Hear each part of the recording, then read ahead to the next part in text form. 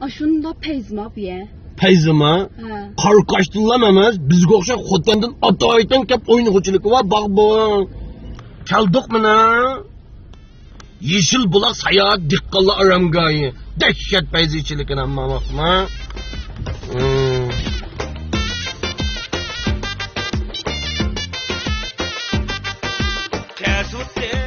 Kəsutdi, almanalıq bağlarımızı kəsutdi.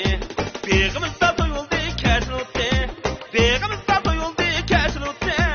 Usuz oynab gönlümüzlə asıldı. Oy kəsutdi, usuz oynab gönlümüzlə asıldı.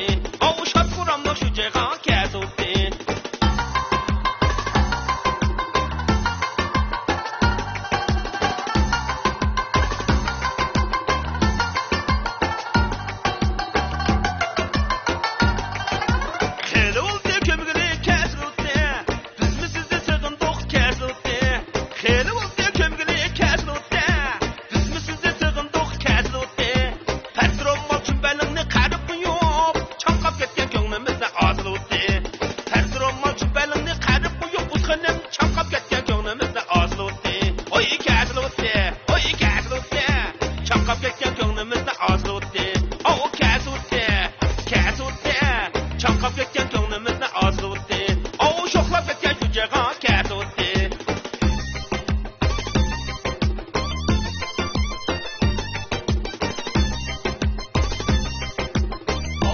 Zamanıvi ayrımxanaları.